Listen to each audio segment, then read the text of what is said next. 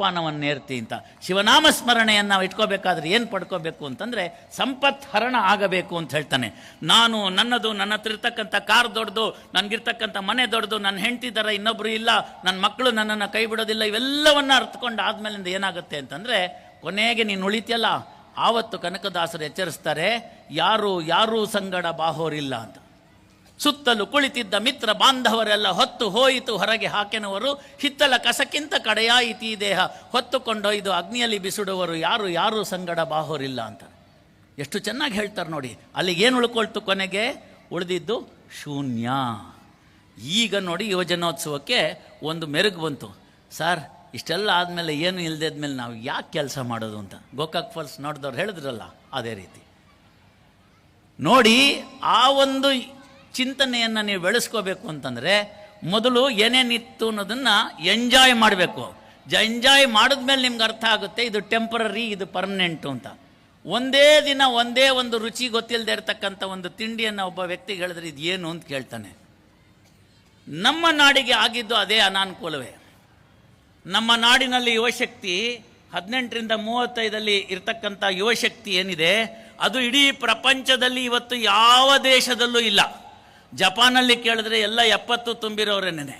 ಬೇರೆ ಬೇರೆ ದೇಶಗಳಲ್ಲಿ ಕೇಳಿದ್ರೆ ಈ ಯುವಶಕ್ತಿ ಇಲ್ಲ. ಈ ಯುವಶಕ್ತಿ ಇರ್ತಕ್ಕಂಥದ್ದು ನನ್ನ ಭಾರತಾಂಬೆಯ ಒಡಲಿನಲ್ಲಿ ಮಾತ್ರ. ಆ ಭಾರತದಲ್ಲಿರ್ತಕ್ಕಂಥ ಯುವಜನರೇ ಶಕ್ತಿ. ಆ ಶಕ್ತಿಯನ್ನು ಹಾಳು ಮಾಡಬೇಕು ಅಂತ ತಿಳ್ಕೊಂಡಂತಹ ಇಂಡೈರೆಕ್ಟ್ ವಾರು ಪ್ರಪಂಚದಾದ್ಯಂತ ನಡೆಸ್ತಿರ್ತಕ್ಕಂಥದ್ದು ನಮ್ಮ ದೇಶದ ಮೇಲೆ. ಹೇಗೆ ನಡೆಸ್ತಾ ಇದ್ದಾರೆ ಅಂತ ಕೇಳಿದ್ರೆ, ಆಟದಲ್ಲಿ, ಓಟದಲ್ಲಿ, ಊಟದಲ್ಲಿ, ನಡೆನುಡಿಗಳಲ್ಲಿ, ವಿಚಾರಗಳಲ್ಲಿ ನೀವು ತಿಳ್ಕೊಂಡಿರ್ತಕ್ಕಂಥ ದೇವಸ್ಥಾನಗಳು ತಪ್ಪು, ನಿಮ್ಮ ಗುರುಗಳೆಲ್ಲ ಡೋಂಗಿಗಳು, ಅಲ್ಲಿ ಸಿಗ್ತಕ್ಕಂಥ ಡೋಂಗಿ ಸ್ವಾಮಿಗಳನ್ನು ತೋರಿಸಿ ನಿಮ್ಮ ಸ್ವಾಮಿಗಳವರೆಲ್ಲ ಕೆಟ್ಟವರು. ಒಂದು ಯೋಚನೆ ಮಾಡ್ರಿ, ಒಬ್ಬ ಆಟೋ ರಿಕ್ಷಾದವ್ನು ಯಾರೋ ಹೆಣ್ಮಗಳ ಜೊತೆ ತೊಂದರೆ ಮಾಡಿರ್ತಾನೆ ಅಂತ ಇಟ್ಕೊಳ್ಳೋಣ. ಇಡೀ ಆಟೋ ರಿಕ್ಷಾದವ್ರನ್ನ ನಾವು ಬೈದ್ಬಿಡ್ತೀವ? ನಮ್ಮನೆ ಹೆಣ್ಣುಮಕ್ಕಳು ಎಷ್ಟು ದಿನ ಆಟೋ ರಿಕ್ಷಾದಲ್ಲಿ ಸುಖವಾಗಿ ಮನೆಗೆ ಬಂದು ಸೇರ್ಲಿಲ್ವಾ? ಹಾಗಾಗಿ ನಮ್ಮ ದೇಶವನ್ನು ಎಲ್ಲ ರೀತಿಯಲ್ಲಿ ಹೀಗಳಿತಕ್ಕಂಥ ಒಂದು ಸಂಸ್ಕೃತಿಯನ್ನು ಅನೂಚಾನವಾಗಿ ಬಿತ್ಬಿಟ್ರು. ಈಗ ನೋಡ್ರಿ, ನಾನು ನೋಡಿದೆ ಬರುವಾಗ ದಾರಿನಲ್ಲೆಲ್ಲ ಎಲ್ಲೆಲ್ಲಿ ಏನೇನು ಸಿಗುತ್ತೆ ಅಂತ. ಗೋಕಾಕಲ್ಲೂ ಪಿಜ್ಜಾ ಸಿಕ್ಕುತ್ತೆ ಅಂತ ಗೊತ್ತಾಯಿತು. ಯಾವುದಾದ್ರು ಒಂದು ಊರು ದೊಡ್ಡದಾಗಿದೆ ಅಂತ ಆಗಬೇಕಾದ್ರೆ ಅಲ್ಲಿ ಮೆಕ್ಡೊನಾಲ್ಡ್ ಬರಬೇಕು, ಇಲ್ಲದೆ ಹೋದರೆ ಯಾವುದೋ ದೊಡ್ಡ ಬಟ್ಟೆ ಅಂಗಡಿ ಬರಬೇಕು, ಲೂಯಿ ಫಿಲಿಪ್ಸ್ ಅವ್ರದ್ದು. ಅದಿಲ್ಲ ಅಂತಂದರೆ ಯಾವುದೋ ಐಸ್ ಕ್ರೀಮ್ ಸಿಗುವಂಥದ್ದು ಬರಬೇಕು. ಇಲ್ಲಿರ್ತಕ್ಕಂಥವ್ರನ್ನ ಯೋಚನೆ ಮಾಡಿರಿ, 35 ವರ್ಷದ ಕೆಳಗಡೆಗೆ ನೀವು ಯಾರು ಪಿಜ್ಜಾ ತಿಂದಿದ್ರಿ ಅಂತ.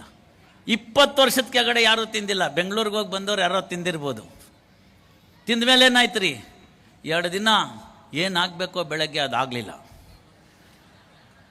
ಯಾಕೆ ಅಂದರೆ ಅದು ನಮ್ದಲ್ಲ, ನಮಗೆ ಬೇಕಾಗಿರ್ತಕ್ಕಂಥದ್ದಲ್ಲ. 2 ರೊಟ್ಟಿ ಬೇಕಾದ್ರೆ ಹೆಚ್ಚಿಗೆ ತಿಂದಿದ್ರು ಹೊಟ್ಟೆ ಉಬ್ಬರಿಸ್ಬೋದು ಹೊರತು ಅದರಿಂದ ಅಲ್ಲ. ನೋಡಿ, ಅದನ್ನು ಏನು ಮಾಡಿದ್ರು, ಆಹಾರದಲ್ಲಿ ಯುವಜನರನ್ನು ಅಟ್ರಾಕ್ಟ್ ಮಾಡಿದ್ರು. ಬಟ್ಟೆ, ಉಡುಗೆ ತೊಡುಗೆಗಳಲ್ಲಿ. ಈಗ ನಾನು ಹುಡುಗರ ಜೊತೆ, ಕಾಲೇಜಿನ ಹುಡುಗರ ಜೊತೆ ಸಂವಾದ ಮಾಡುವಾಗ ಅದನ್ನೇ ಹೇಳಿದೆ. ಬಟ್ಟೆಯಿಂದ ಏನಾಗುತ್ತೆ ಅಂತ ಕೇಳಬೇಡಿ, ಬಟ್ಟೆಯಿಂದ ಎಲ್ಲವೂ ಆಗುತ್ತೆ. ಹರಿದ ಬಟ್ಟೆಯನ್ನು ಹಾಕ್ಕೊಂಡಿದ್ದಾರೆ ಅಂತಂದರೆ ಅವನು ಬಡವನ ಅಲ್ಲ, ಅವನು ಬೇಡ ಅಂತ ಬಿಟ್ಟವನು. ಬಟ್ಟೆಯಿಂದ ತೊಂದರೆ ಮಾಡಿದ್ರು. ನಮಗೆ ಬೇಡದೇ ಇರ್ತಕ್ಕಂಥ ಬಟ್ಟೆಗಳನ್ನು ಹಾಕ್ಕೊಳ್ಳೋದಕ್ಕೆ ಹೇಳಿದ್ರು. ಅಲ್ಲ ರೀ, ಗುಲ್ಬರ್ಗಾದಂಥ ಊರಲ್ಲಿ ಆ ಜೀನ್ಸ್ ಹಾಕ್ಕೋತಾರೆ. ನನಗಂತೂ ಅರ್ಥನೇ ಆಗೋದಿಲ್ಲ. ಬಿಳಿ ಖಾದಿ ಪೈಜಾಮ ಹಾಕ್ಕೊಂಡ್ರೆ ನಮಗೆ 4 ಗಂಟೆ ಹೊತ್ತು ಹಾಕ್ಕೊಳ್ಳೋಕ್ಕಾಗೋದಿಲ್ಲ. ಅಂಥದ್ರಲ್ಲಿ ಬೆಳಗ್ಗಿಂದ ರಾತ್ರಿ ತನಕ ಹೆಂಗ್ರಿ ಜೀನ್ಸ್ ಹಾಕ್ಕೊಂಡಿರ್ತೀರಿ, ಒಳಗೇನೂ ಆಗಲ್ವಾ? ಯೋಚನೆ ಮಾಡಬೇಕಲ್ವಾ? ಕಂಫರ್ಟ್ ಬೇಕಲ್ವಾ? ಬಟ್ಟೆಯಲ್ಲಾಯಿತು, ಆಟದಲ್ಲಾಯಿತು, ಊಟದಲ್ಲಾಯಿತು, ಕುಂಟೆ ಪಿಲ್ಲೆ ಹೋಯ್ತು, ನಾವು ಆಡ್ತಿದ್ದಂಥ ಎಲ್ಲ ಆಟಗಳು ಹೋಯ್ತು, ಚೆಂಡಾಟ, ಲಗೋರಿಗಳು ಹೋಯ್ತು, ಮತ್ತೊಂದು ಹೋಯ್ತು, ಮಗದೊಂದು ಹೋಯ್ತು. ಎಲ್ಲಕ್ಕಿಂತ ಹೆಚ್ಚಾಗಿ ಏನು ಮಾಡಿದ್ರು ಅಂತಂದರೆ ನಮ್ಮ ಜಾಣತನದ ಮೇಲೆ, ನಮ್ಮ ಬೌದ್ಧಿಕತನದ ಮೇಲೆ ಅವರು ಒಂದು ಪ್ರಹಾರವನ್ನು ಮಾಡಿದರು. ಕಂಟಕಪ್ರಾಯವಾಗಿರ್ತಕ್ಕಂಥ ಪ್ರಹಾರ ಮಾಡಿದ್ರು. ಆ ಪ್ರಹಾರವೇ ತಾಂತ್ರಿಕತೆಯಲ್ಲಿ ಕಂಡುಕೊಂಡಂತಹ ಲ್ಯಾಪ್ಟಾಪು ಮತ್ತು ಮೊಬೈಲು. ಇವೆರಡು ಬಂದ ಮೇಲೆ ನೋಡಿ, ಸಂಪೂರ್ಣವಾಗಿ ನಮ್ಮ ಯುವಜನರನ್ನು ಹಾಳು ಮಾಡಿಬಿಟ್ರು. ಹಾಗಾಗಿ ಏನಾಯಿತು, ನಮಗೆಲ್ಲ ಇತ್ತು ಪ್ರೈಮರಿ ಸ್ಕೂಲ್ನಲ್ಲಿ ನೋಡಿ ತಿಳಿ ಮಾಡಿ ಕಲಿ ಅಂತ. ಈ ಇದು ವಿಜ್ಞಾನದಲ್ಲಿ 3ನೇ ಕ್ಲಾಸ್ನಿಂದ ಪ್ರಯೋಗ ಮಾಡ್ತಕ್ಕಂಥದ್ದಕ್ಕೆ ಒಂದು ಕೊನೆಯಲ್ಲಿ ಪಾಠ ಇರ್ತಿತ್ತು. ಒಂದು ದೀಪ ಉರಿಬೇಕು ಅಂತಾದರೆ ಆ ದೀಪವನ್ನು ಉರಿಸೋದಕ್ಕೆ ಆಮ್ಲಜನಕದ ಅವಶ್ಯಕತೆ ಇದೆ ಅಂತ ವಿಜ್ಞಾನದ ಮೇಷ್ಟ್ರು ಹೇಳ್ಕೊಟ್ಬಿಟ್ಟು ಏನು ಮಾಡೋರು ನೋಡಿ, ಆಮ್ಲಜನಕದ ಕೊರತೆ ಉಂಟಾದ ತಕ್ಷಣ ಆ ದೀಪ ಆರಿ ಹೋಗುತ್ತದೆ ಅಂತ ಕೆಳಗಡೆ ಪ್ರಯೋಗದಲ್ಲಿ ತೋರಿಸ್ಕೊಡುವಾಗ ನೋಡಿ ತಿಳಿ ಮಾಡಿ ಕಲಿನಲ್ಲಿ ಮನೆಗೆ ಹೋಗಿ ಒಂದು ಮೇಣದ ಬತ್ತಿಯನ್ನು ತೆಗೆದುಕೊಳ್ಳಿ, ಹಚ್ಚಿಬಿಟ್ಟು ಒಂದು ಟೇಬಲ್ ಮೇಲೆ ಇಡಿ, ನಂತರ ಒಂದು ಹಾರ್ಲಿಕ್ಸ್ ಬಾಟ್ಲನ್ನು ಅದರ ಮೇಲೆ ಬೋರ್ಡ್ ಹಾಕಿ ಸ್ವಲ್ಪ ಹೊತ್ತು ಉರಿದ ದೀಪ ನಂತರ ನಂದಿ ಹೋಗುವುದು. ಉಫು ಅನ್ಬೇಕಾಗಿಲ್ಲ, ಏನು ಅನ್ಬೇಕಾಗಿಲ್ಲ ಅಂತ. ಇದರಿಂದ ನಿಮಗೆ ತಿಳಿದು ಬಂದದ್ದೇನು ಅಂತಂದರೆ, ದೀಪ ಉರಿಯಬೇಕಾದರೆ ಆಮ್ಲಜನಕ ಬೇಕು, ಕಂಬಸ್ಟಬಿಲಿಟಿ ಅಂತ ಹೇಳ್ಕೊಟ್ಟಿದ್ರು ಇಂಗ್ಲೀಷ್ನಲ್ಲಿ. ಇದನ್ನು ಹೇಳ್ಕೊಟ್ಟಿದ ಮೇಲೆ ಏನಾಗಿತ್ತು, ನಾವು ಅದನ್ನು ಮಾಡಿ ಕಲ್ತ್ಕೊಂಡ್ವಿ. ಇವತ್ತೇನಾಗಿದೆ, ಬೆಳಗ್ಗೆ ಎದ್ದ ತಕ್ಷಣ ಕರಾಗ್ರೆ ವಸತೆ ಲಕ್ಷ್ಮಿ, ಕರಮಧ್ಯೆ ಸರಸ್ವತಿ, ಕರಮೂಲೆ ಸದಾ ಗೌರಿ, ಪ್ರಭಾತೆ ಕರದರ್ಶನಂ ಅಂತ ನಮ್ಮ ಅಜ್ಜ ಹೇಳ್ಕೊಟ್ಟಿದ್ರು. ಅದನ್ನು ನೋಡಿಬಿಟ್ಟು ನಾವು ಕೈ ನೋಡಿ ಇಳಿಬೇಕಾಗಿತ್ತು. ನಾವು ಮಲಗಿದ್ದರಿಂದ ಮಂಚ ದೂರನೇ ಉಳಿತು ಬಿಡಿ, ಚಿಕ್ಕ ಮಕ್ಳಿಗೆ ಮಂಚನೇ ಇರಲಿಲ್ಲ. ನಾವೆಲ್ಲ ಮಲಗಿದ್ದೆಲ್ಲನೂ ಒಂದು ಒಟ್ಟಿಗೆ ಹಿಂಗೆ ಹಾಸಿಗೆ ಹಾಸಬೇಕು. ಸ್ವಲ್ಪ ಹಾಸಿಗೆ ಮತ್ತು ಲೇಪು ಅಂತ ಎರಡು ಇರ್ತಿತ್ತು, ತಮಗೆಲ್ಲ ತಿಳಿದಿರ್ತಕ್ಕಂಥದ್ದು. ಲೇಪು ಅಂದರೆ ಸಣ್ಣಗೆ ಸ್ವಲ್ಪ ಕಡಿಮೆ ಎತ್ತರ ಇರ್ತಕ್ಕಂಥದ್ದು, ಹಾಸಿಗೆ ಅಂದರೆ ಸ್ವಲ್ಪ ದಪ್ಪ ಎತ್ತರ ಇರ್ತಕ್ಕಂಥದ್ದು. ಅದು ಇಲ್ಲದಿದ್ರೆ ಚಾಪೆ ಜಮ್ಖಾನ ಇದ್ರ ಮೇಲೆ ಇರ್ತಿತ್ತು. ಒಟ್ಟಿಗೆ ಮಲಗ್ತಿದ್ವಿ, ಯಾವ ತೊಂದರೆ ತಾಪತ್ರೆ ಇರಲಿಲ್ಲ, ಯಾವ ಪ್ರೈವೇಸಿ ಸುಡುಗಾಡು ಏನೂ ಇರಲಿಲ್ಲ. ಆದರೂ 10 ಮಕ್ಕಳಾಗೋ. ಇವತ್ತೆಲ್ಲ ಕೊಡಿಸಿದ್ರು ಏನೂ ಇಲ್ವೇ. 35,000 ರೂಪಾಯಿ ಕೊಟ್ಟು ಕರ್ಲಾನ್ ಹಾಸಿಗೆ ತಗೋಬೋದು ನೀವು. ಅರ್ಥ ಮಾಡ್ಕೊಳ್ಳಿ, ಆರ್ಥೋಪೆಡಿಕ್ ಹಾಸಿಗೆ ಅಂತ ಬರ್ತಾ ಇದೆ. ಹಾಸಿಗೆಯಲ್ಲೂ ಆರ್ಥೋಪೆಡಿಕ್ ಹಾಸಿಗೆ ಅಂತ ನಂಗೆ ಗೊತ್ತಿರಲಿಲ್ಲ, ಬರ್ತಾ ಇದೆ. ಅದ್ರ ಮೇಲೆ ಮಲ್ಕೊಂಡ್ಬಿಟ್ರೆ ಬೆನ್ನೋವು ತಾನಾಗೇ ಹೋಗ್ಬಿಡುತ್ತೆ ಅಂತ. ನಾನಂದೆ ಬೆನ್ನೋವು ಬಂದೇ ಇಲ್ವಲ್ಲ, ನನಗೆ ಯಾಕೆ ಬೇಕು ಆರ್ಥೋಪೆಡಿಕ್ ಹಾಸಿಗೆ ಅಂತ. ಯಾಕೆ ಬೆನ್ನೋವು ಬರೋಂಗಿಲ್ಲ ಅಂತಂದರೆ, ಬೆನ್ ಬಗ್ಸ್ ಕೆಲಸ ಮಾಡೇ ಇಲ್ವಲ್ಲ, ನಾವು ಎಲ್ಲ ಕೂತಿದ್ದೀವಲ್ಲ. ಆವಾಗ ಡಾಕ್ಟ್ರ್ ಹೇಳ್ತಾರೆ, ಇಲ್ಲ ನೀವು ಮೊಬೈಲ್ ನೋಡುವಾಗ ನೋಡಿ ಹಿಂಗೆ ಕೂತಿರ್ತಾರೆ, ಬೆನ್ನು ಬಾಗೋಗ್ಬಿಟ್ಟಿರುತ್ತೆ, ಅದಕ್ಕೆ ಬೆನ್ನೋವು ಬರುತ್ತೆ ಅಂತ. ಅರ್ಥ ಮಾಡ್ಕೋಬೇಕು ನೀವು. ಹಾಗಾಗಿ ಏನಾಯಿತು, ಆ 35,000 ರೂಪಾಯಿ ಕೊಟ್ಟಂಥ ಹಾಸಿಗೆಯನ್ನು ನೀವು ತರಬಹುದು, ನಿದ್ದೆ ತರಕ್ಕಾಗಲ್ಲ. ಶೂನ್ಯ ನಿಮಗೆ ಬರಬೇಕು ಅಲ್ಲಿ ಗಮನಕ್ಕೆ. ಯಾಕೆ ಬರಬೇಕು ಶೂನ್ಯದು ಅಂತಂದರೆ, ಆಗ ನಿಮಗೆ ಅರ್ಥ ಆಗುತ್ತೆ ಅದು ಏನು ಅಂತಂತ ಹೇಳಿದ್ರೆ, ಭಾಳ ಸುಂದರವಾಗಿರ್ತಕ್ಕಂತಹ ಒಂದು ಸುಭಾಷಿತ. ಆ ಸುಭಾಷಿತ ಏನು ಹೇಳುತ್ತೆ ಅಂತಂದರೆ, ಚಿಂತಾಯಾಶ್ಚ ಬಿಂದು ಮಾತ್ರಂ ವಿಶೇಷತಃ ಚಿತಾದಹತಿ ನಿರ್ಜೀವಂ ಚಿಂತಾದಹತಿ ಜೀವನಂ ಅಂತ. ಗುರುಗಳಿಗೆ ಗೊತ್ತಿದೆ, ನಾನೇನು ವಿಶೇಷವಾಗಿ ಅದನ್ನು ಹೇಳಬೇಕಾಗಿಲ್ಲ. ಚಿತೆಗೂ ಚಿಂತೆಗೂ 1 ಮಾತ್ರ ವ್ಯತ್ಯಾಸ. ಈಗ ಯೋಚನೆ ಮಾಡಿರಿ, ಭಾಳ ಇಂಪಾರ್ಟೆಂಟು ಶೂನ್ಯ ಯಾಕೆ ಬೇಕು ಅಂತ. ನಾಳೆ ಬದುಕಿರಬೇಕು ಅಂದರೆ ಶೂನ್ಯ ಇಟ್ಕೊಳ್ರಿ, ಅವಾಗ ಚಿಂತೆ ಮಾತ್ರ ಇರುತ್ತೆ, ಚಿತೆ ಬರೋಂಗಿಲ್ಲ. ಚಿತೆ ಒಬ್ಬ ಸತ್ತ ಮನುಷ್ಯನನ್ನು ಸುಡುತ್ತೆ, ಚಿಂತೆ ಬದುಕಿದ್ದವನನ್ನು ಸುಡುತ್ತೆ. ಬಹಳ ಹುಷಾರಾಗಿರಬೇಕು. ನಮ್ಮ ಯುವಜನರು ಇವತ್ತು ಆ ದಾರಿಗೆ ಹೋಗ್ತಾ ಇದ್ದಾರೆ. ನನ್ನ ಹೊಟ್ಟೆಯಲ್ಲಿ ಹುಟ್ಟಿದ ಮಕ್ಕಳು ಬೆಳಗಿನಿಂದ ರಾತ್ರಿ ತನಕ 12 ಆದರೂ ಸ್ನಾನನೇ ಮಾಡ್ದಲ್ಲೇ ಬೆಳಗ್ಗೆ 1 ಕಪ್ ಹಾಲು ಕುಡಿಯೋ ಮಗನೇ ಅಂತಂದರೆ ಹಸುವೆ ಇಲ್ಲ ಅಂತಂದವನಿಗೆ, ರಾತ್ರಿ ಇಡೀ ಎದ್ದು ಅದೇನೋ ಕೆಲಸ ಮಾಡ್ತಾನೆ ಇರೋನಿಗೆ ತಾಯಿಗೆ ಎಷ್ಟು ಹೊಟ್ಟೆ ಉರಿಬೇಕು ಹೇಳ್ರಿ. ಅವಳು ಬಂದು ಬಾಗಿಲು ತಟ್ಟಿ ಒಂಚೂರು ಎದ್ದು ಹಾಲಾರು ಕುಡಿಯೋ ಮಗನೇ ಅಂತಂದರೆ, I am busy, I will take it later ಗೋಮಾ ಅಂದ್ಬಿಟ್ರೆ ನಮಗೆ ಅಯ್ಯೋಯ್ಯೋ ಇಂಗ್ಲೀಷ್ ಕಲ್ತ್ಬಿಟ್ಟಿದ್ದಾನೆ ನಮ್ಮ ಮಗ ಅಂತ ಖುಷಿ ಆಗುತ್ತೆ. ಒಳಗಡೆ ಹೊಟ್ಟೆ ಉರಿತಿರುತ್ತೀರಿ. ಅರ್ಥ ಮಾಡ್ಕೊಳ್ಳಿ, ಬೆಳಗ್ಗೆ ಅಂತಕ್ಕಂಥದ್ದು ಬ್ರಾಹ್ಮಿ ಮುಹೂರ್ತದಿಂದ ಪ್ರಾರಂಭ ಆಗೋದು. ನನಗೆ ತುಂಬ ಜನ ನಮ್ಮ ಸ್ನೇಹಿತರು ಕೇಳ್ತಾರೆ, ಸರ್ ಬೆಳಗ್ಗೆ 10:15ನಲ್ಲಿರ್ತಕ್ಕಂಥ ಎನರ್ಜಿ ನಿಮಗೆ 7 ಗಂಟೆ ಆದರೂ ಇರುತ್ತಲ್ಲ ಹೆಂಗೆ ಅಂತ. ನಾನು ಹೇಳಿದೆ, ನಮ್ಮದು ಚಾರ್ಜಿಂಗ್ ಫಾಸ್ಟ್ ಚಾರ್ಜಿಂಗಪ್ಪ, ಆ ಟೈಮಲ್ಲಿ ಚಾರ್ಜ್ ಮಾಡ್ಕೊಂಬಿಟ್ಟಿರ್ತೀವಿ ನಾವು ಅಂತ. ಅದನ್ನು ನೀವು ಅರ್ಥ ಮಾಡ್ಕೋಬೇಕು. ನಮ್ಮ ಹುಡುಗರಿಗೆ ಸಂಸ್ಕೃತಿಯನ್ನು ಕಳಿಸ್ಕೊಡಿ. ತಾಯಂದರು ಎಡುತ್ತಾ ಇದ್ದೀವಿ, ತಂದೆಯರು ಎಡುತ್ತಾ ಇದ್ದಾರೆ. ತಾಯಂದ್ರ ಮೇಲೆ ಹೆಚ್ಚು ಜವಾಬ್ದಾರಿ ಇದೆ. ನೀವು ಸರಿ ಹೋಗಿ ದಿನ ಎದ್ದು ಬೆಳಗ್ಗೆ 4:15 ಗಂಟೆಗೆ ಸ್ನಾನ ಮಾಡಿ, ಮನೆ ಮುಂದೆ ರಂಗೋಲಿ ಇಟ್ಟು, ಬಿಲ್ವಪತ್ರೆಯನ್ನು ತೆಗೆದುಕೊಂಡು ಹತ್ತಿರದಲ್ಲಿರ್ತಕ್ಕಂಥ ಶಿವಾಲಯಕ್ಕೆ 4 ಸತಿ ಹೋಗಿ ಬನ್ನಿ. ಎಲ್ಲೋಗಿದ್ಯಮ್ಮ ಅಂತ ಕೇಳ್ತಾನೆ. ನೋಡಪ್ಪ ಹೋಗಿದ್ದೆ, ಒಬ್ಬಳೇ ಹೋಗಕ್ಕೆ ಭಯ ಆಗುತ್ತೆ, ನಾಳೆಯಿಂದ ಬರ್ತೀಯ ಜೊತೆಗೆ ಅಂತ ಕೇಳಿ, ನಿಮ್ಮ ಮೇಲಿನ ಪ್ರೀತಿಗೆ ಬರ್ತೀನಿ ಅಂತಾನೆ. 4 ದಿನ ಬರ್ಮುಡ ಹಾಕೊಂಡು ಬಂದರೂ ಪರವಾಗಿಲ್ಲ, ಕರ್ಕೊಂಡೋಗಿ ಬಲವಂತವಾಗಿ. 5ನೇ ದಿನದಿಂದ ಸರಿ ಹೋಗ್ತಾನೆ. ಅಲ್ಲಿ ಬರ್ತಕ್ಕಂಥವ್ರು ನೋಡ್ತಾನೆ, ನನಗೂ ಒಂದು ದಟ್ಟಿ ಇದ್ದರೆ ಕೊಡು, ನಾನು ಉಟ್ಕೊಂಡು ಬರ್ತೀನಿ ಅಂತಾನೆ. ಇದನ್ನು ನಾವು ಮಾಡ್ತಕ್ಕಂಥ ಜವಾಬ್ದಾರಿ ನಮ್ಮ ಕಡೆ ಇದೆ. ಬಲವಂತವಾಗಿ ಆದರೂ ಸರಿ ಮಾಡಿಸ್ಬೇಕು. ನಮಗೆ ಬಲವಂತವಾಗಿ ಹೇರಿದ್ರಿಂದ ನನಗೆ ಎಷ್ಟೋ ಸಂಸ್ಕೃತದ ವಿಚಾರಗಳು ಆಗ ಬಲವಂತವಾಗಿ ಹೇರಿದ್ರಿಂದ ಗೊತ್ತಾಯಿತು. ಇವತ್ತು ಅದು ಅನುಕೂಲಕ್ಕೆ ಬರ್ತಾ ಇದೆ. ಸ್ವಂತ ಇಚ್ಛೆಯಿಂದ ನಾವು ಓದೋಕ್ಕೆ ಯಾರಿಗೂ ಇಷ್ಟ ಇರೋದಿಲ್ಲ. ಯಾವುದಾದ್ರೂ ಒಂದು ಬಳ್ಳಿನ ಬೆಳೆಸಬೇಕು ಅಂತ ನೋಡಿದ್ರೆ ಅದನ್ನ ನೆಲದ ಮೇಲೆ ಹಾಯೋದೇ ಅದರದ್ದು ಗುಣ. ನೀವು ಅದರದಲ್ಲಿ ಬರ್ತಕ್ಕಂಥ ಕಾಯನ್ನು ಪಡಿಬೇಕು ಅಂತಾಯಿತು ಅಂತಂದರೆ ಅದಕ್ಕೊಂದು ಚಪ್ರ ಹಾಕಬೇಕು, ಅದ್ರ ಮೇಲೆ ಹತ್ತಿಸ್ಬೇಕು. ಸುಲಭ ಸಾಧ್ಯಕ್ಕೆ ಯಾವ ಬಳ್ಳಿನೂ ಕೂಡ ಚಪ್ರಕ್ಕೆ ಹತ್ತಲ್ಲ.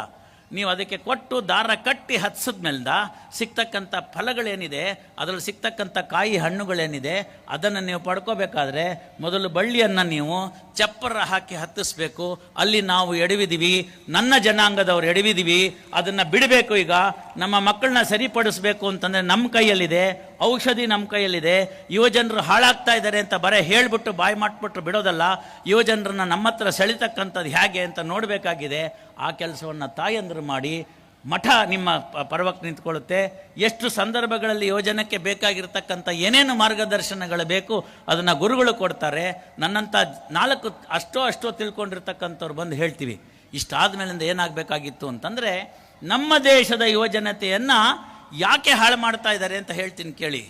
ಯಾಕೆ ಹಾಳು ಮಾಡ್ತಾ ಇದ್ದಾರೆ ಅಂತಂದರೆ, ಕೋವಿಡ್ ಬಂದ ನಂತರವೂ ಎಕನಾಮಿಕ್ಸ್ನಲ್ಲಿ ನಾಗಾಲೋಟದಿಂದ ಓಡ್ತಿರ್ತಕ್ಕಂಥ ಒಂದೇ ಒಂದು ದೇಶ ಇವತ್ತು ಪ್ರಪಂಚದಾದ್ಯಂತ ಇದೆ, ಅಲ್ಲಿ ರಿಸೆಷನ್ ಇಲ್ಲ ಅಂತಂದರೆ ಅದು ನಮ್ಮ ದೇಶ ಭಾರತ ಮಾತ್ರ. ಇವತ್ತಿನ ದಿನದ ಬಜೆಟ್ನ ಕೂಡ ನೋಡಿದೆ ನಾನು ಬರೋ ಮುಂಚೆ, ಅದರಲ್ಲೂ ಕೂಡ ಬೇಕಾದಷ್ಟು ಅನುಕೂಲಗಳನ್ನು ಮಾಡಿದ್ದಾರೆ.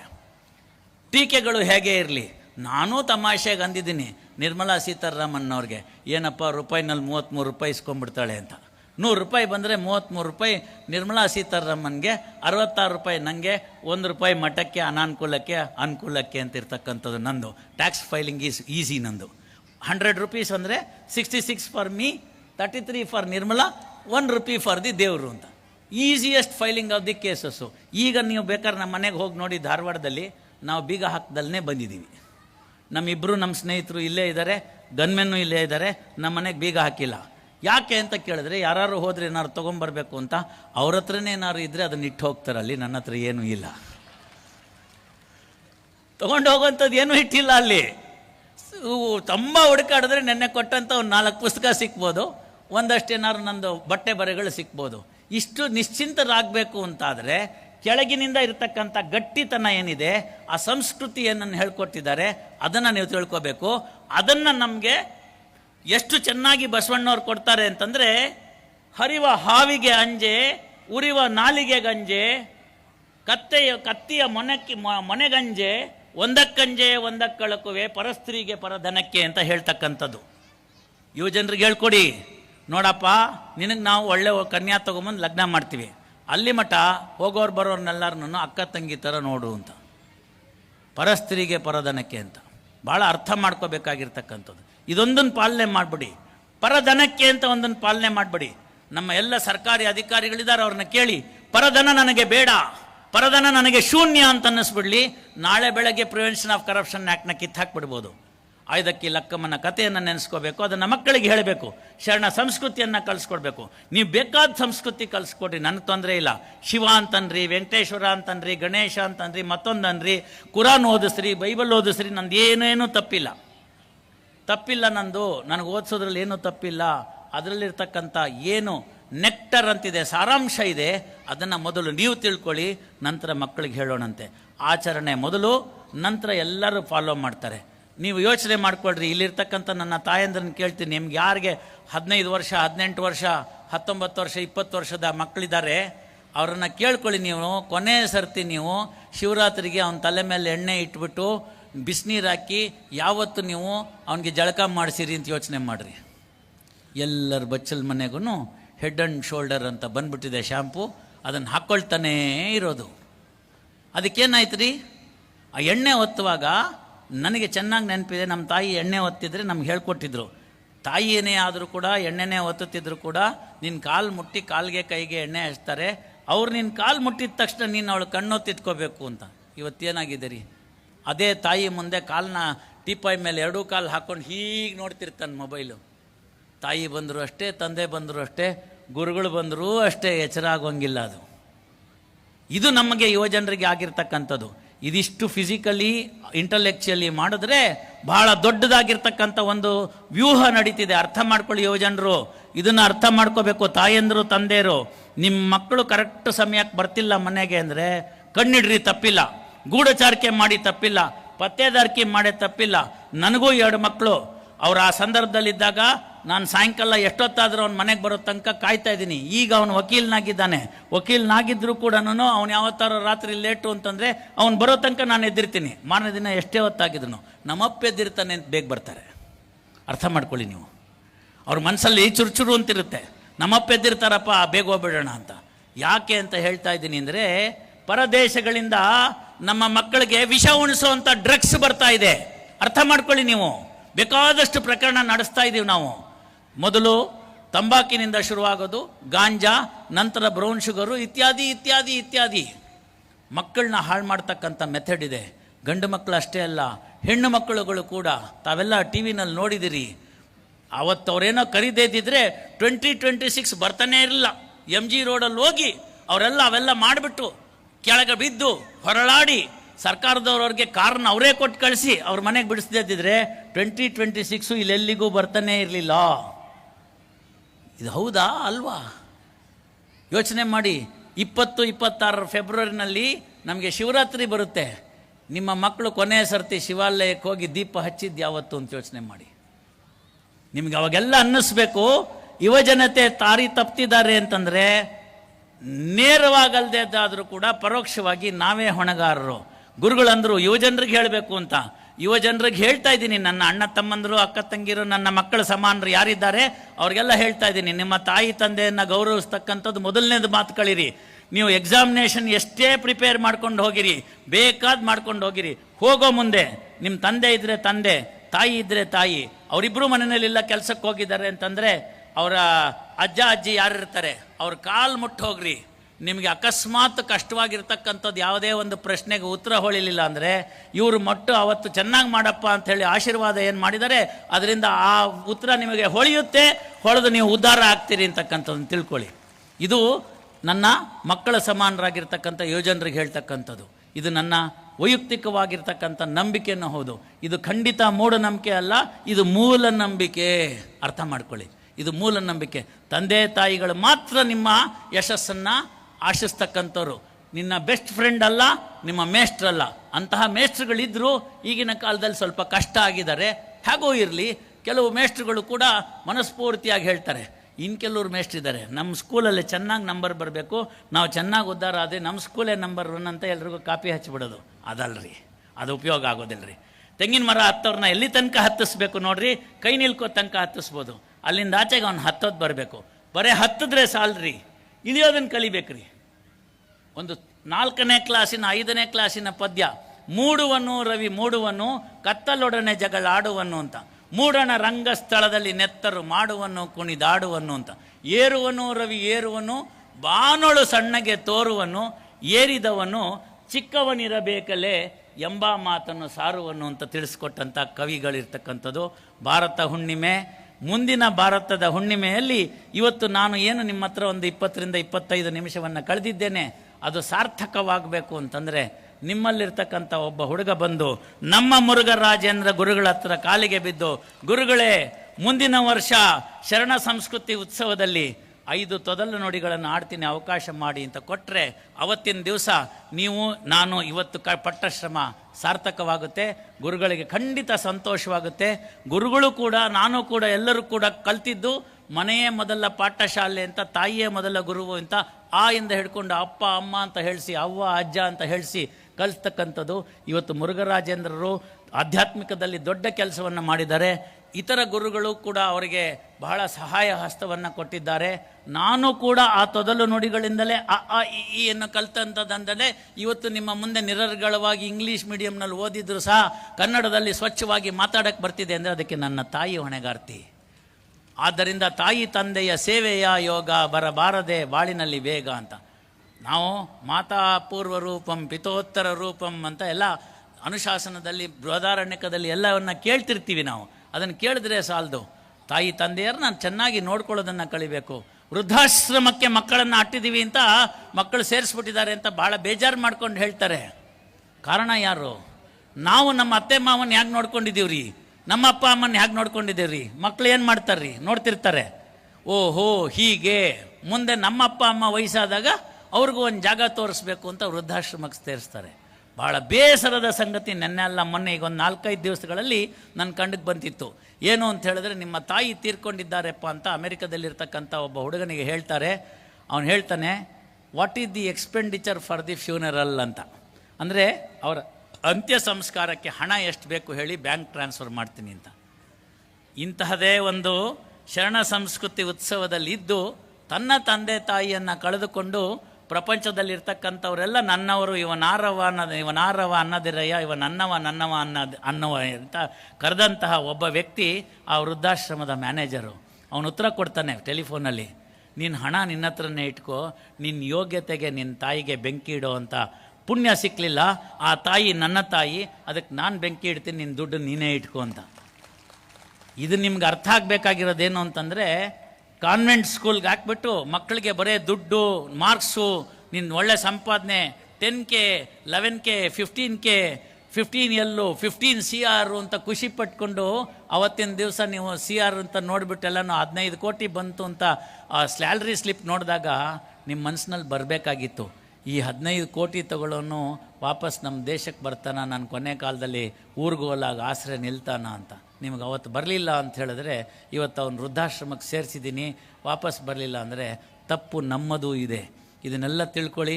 ಯುವಜನತೆ ಆವತ್ತಿನ ದಿವಸ ಏನು ವಿವೇಕಾನಂದರು ಹೇಳಿದ್ರು, ಏಳಿ ಎದ್ದೇಳಿ ಗುರು ಮುಟ್ಟುವ ತನಕ ನಿಲ್ಲದಿರಿ ಅಂತ ಏನು ಹೇಳಿದ್ರು, ಬದುಕಿದರೆ ಸಾಧನೆಯಿಂದ ಬದುಕಬೇಕು, ಇಲ್ಲದೆ ಹೋದರೆ ಸತ್ತರೆ ಏನಂತ ಉಪಯೋಗ ಇಲ್ಲ ಅಂತ ಏನು ಹೇಳಿದ್ರು, ಅದನ್ನು ಮನಸ್ಸಿನಲ್ಲಿ ಇಟ್ಕೊಳ್ಳಿ. ಈ ಗೋಕಾಕ ಭಾಗದಿಂದ ಒಬ್ಬ ಉತ್ತಮ ಪ್ರಜೆಯಾಗಿ ಶೂನ್ಯ ಸಂಪಾದನೆ ಮಟ್ಟಕ್ಕೆ ಒಬ್ಬ ವ್ಯಕ್ತಿ ಇಲ್ಲಿರ್ತಕ್ಕಂಥವನು ಮುಂದಿನ ಒಂದು ಮರಿ ಆಯಿತು ಅಂತಂದರೆ ಇವತ್ತಿನ ನಮ್ಮ ಶ್ರಮ ಸಾರ್ಥಕ ಅಂತ. ನೂರಾರು ಯುವಜನರಿದ್ದಾರೆ, ಅವರೆಲ್ಲರೂ ಕೂಡ ಈ ಮಠದಿಂದ ಉದ್ಧಾರ ಆಗಲಿ, ಈ ಜಾಗದಿಂದ ಉದ್ಧಾರ ಆಗಲಿ, ಭಾರತ ಮಾತೆಯ ಆ ಸೇವೆಯನ್ನು ಮಾಡಲಿ, ಹೆತ್ತ ತಾಯಿ ತಂದೆಗಳ ಸೇವೆಯನ್ನು ಮಾಡಲಿ, ದೇಶಕ್ಕೆ ಸೇವೆಯನ್ನು ಮಾಡಲಿ, ಮಠಕ್ಕೆ ಸೇವೆಯನ್ನು ಮಾಡಲಿ, ಸಮಾಜವನ್ನು ಉದ್ಧಾರ ಮಾಡಲಿ ಅಂತ ತಿಳಿಸ್ತಾ ಇವತ್ತಿನ ಶರಣ ಸಂಸ್ಕೃತಿ ಉತ್ಸವದ ಉದ್ಘಾಟನೆ ಭಾಳ ಅತ್ಯುತ್ತಮವಾಗಿ ನೆರವೇರಿದೆ. A good beginning is half done ಅಂತ 2 ದಿವಸಗಳ ಕಾರ್ಯಕ್ರಮ ಉದ್ಘಾಟನೆಯೇ ಇಂತಹ ಮಿಂಚುಗಳ ಮುಖಾಂತರ ಆಗಿತ್ತು ಅಂತಂದರೆ, ಇನ್ನು ಇದರಲ್ಲಿ ನಡೀತಕ್ಕಂಥ ವಿಚಾರ ಸಂಕಿರಣಗಳು, ಬರ್ತಕ್ಕಂಥವ್ರಿಗೆ ತೋರಿಸ್ತಕ್ಕಂಥ ಪ್ರೀತಿ, ಅರ್ಹರನ್ನು ಗುರುತಿಸಿ ತೋರಿಸ್ತಕ್ಕಂತಹ ವಿಚಾರಗಳನ್ನು, ಅವರಿಗೆ ಕೊಡ್ತಕ್ಕಂಥ ಸಣ್ಣ ಸನ್ಮಾನಗಳನ್ನು, ಆಶೀರ್ವಾದ ಪೂರ್ವಕವಾಗಿ ಕೊಡ್ತಕ್ಕಂಥದ್ದನ್ನು, ಹಿಂದೆ ಒಂದು ಸೂತ್ರವನ್ನು ಇಟ್ಟು ಇದೆಲ್ಲ ಕೊಡ್ತಾ ಇದ್ದೀವಿ ನಿಜ, ನೀನು ಶೂನ್ಯವನ್ನು ಸಂಪಾದನೆ ಮಾಡೋ ಕಡೆ ಉದ್ಧಾರ ಆಗು ಅಂತ ತಿಳಿಸ್ಕೊಡ್ತಕ್ಕಂತಹ ವಿಚಾರವನ್ನು ಹೇಳಿದ್ದಕ್ಕೆ ನನ್ನ 4 ಮಾತುಗಳನ್ನು ಹೇಗೋ ಗೊತ್ತಿಲ್ಲ, ಸ್ಥಾನದ ದೃಷ್ಟಿಯಲ್ಲಿ ನಾನು ಮಾಡ್ತಕ್ಕಂಥ ಕೆಲಸದಲ್ಲಿ ಶುದ್ಧ ಕಾಯಕದಿಂದ ಮಾಡಿ ಅದನ್ನು ಭಗವಂತನಿಗೆ ಅರ್ಪಿಸಿದ್ದೇನೆ. ಅದನ್ನು ಮನಗಂಡಂಥ ಗುರುಗಳು ನನ್ನನ್ನು ಇಲ್ಲಿಂದ ದೂರದ ಬೆಂಗಳೂರಿನಿಂದ ಕರೆಸ್ಕೊಂಡಿದ್ದಾರೆ. ಕರೆಸಿ ನನ್ನ ಅಲ್ಪನ ಮಾತುಗಳನ್ನು ನಿಮ್ಮ ಮುಂದೆ ಹಂಚಿಕೊಳ್ಳೋದಕ್ಕೆ ಅವಕಾಶ ಮಾಡಿಕೊಟ್ಟಿದ್ದಾರೆ. ತಾವು ಕೂಡ ಸಂತೋಷವಾಗಿ ಶಾಂತಚಿತ್ತರಾಗಿ ಇದನ್ನೆಲ್ಲ ಕೇಳಿದಿರಿ. ಅದನ್ನೆಲ್ಲ ತಿಳ್ಕೊಳ್ಳಿ.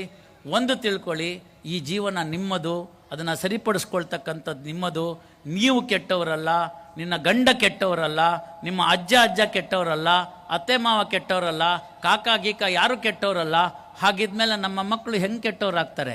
ಕೆಟ್ಟವರಾಗ್ತಿರೋದು ಒಂದೇ ದೃಷ್ಟಿಯಿಂದ, ಸರಿಯಾದ ಅವರಿಗೆ ವಿವೇಚನೆ ಮತ್ತು ಆ ಅತ್ತ ಇತ್ತ ಹರಿವ ಮನಕ್ಕೆ ಒಂದು ದಬ್ಬೆಯನ್ನು ಕಟ್ಟಿ ಫೋಕಸ್ ಮಾಡಿ ಆ ಎನರ್ಜಿಯನ್ನು ಸೇರಿಸ್ಕೊಳ್ಳಿ ಅಂತಕ್ಕಂಥದ್ದನ್ನು ಹೇಳಿದರು.